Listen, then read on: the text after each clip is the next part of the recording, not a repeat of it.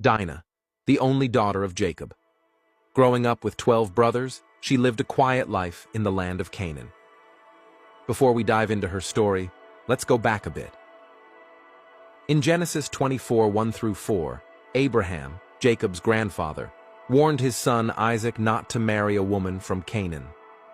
Later, Isaac and Rebekah gave the same instruction to their son Jacob. Why? Because Abraham wanted to keep God's chosen people set apart. The Canaanites followed different beliefs and practices, ones that didn't align with God's covenant. Abraham's concern was spiritual.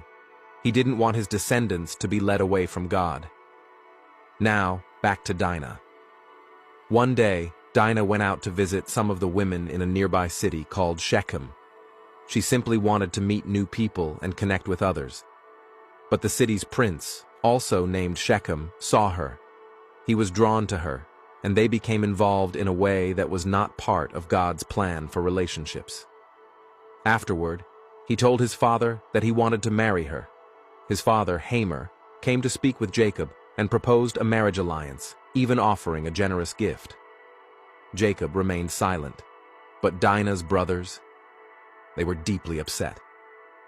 Simeon and Levi came up with a plan. They said, "All right, you can marry our sister. But first, every man in your city must be circumcised, like us." 3 days later, while the men were still recovering, Simeon and Levi entered the city and took justice into their own hands. They struck down the men, including Shechem and Hamor. They brought Dinah back home and left nothing behind. Jacob was devastated. He rebuked Simeon and Levi, warning them about the consequences of what they had done. But the brothers replied, "Should he have treated our sister like that?" How did it all begin? With a single decision. Dinah stepping into a culture that didn't follow God.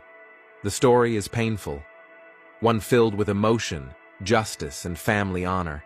But through it, we are reminded, God sees everything, and true justice, it belongs to Him alone. We may not live in ancient Canaan, but the truth remains. The people we surround ourselves with, the ones we let influence us, can shape our path.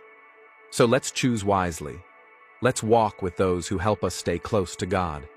For more powerful Bible stories, follow this profile.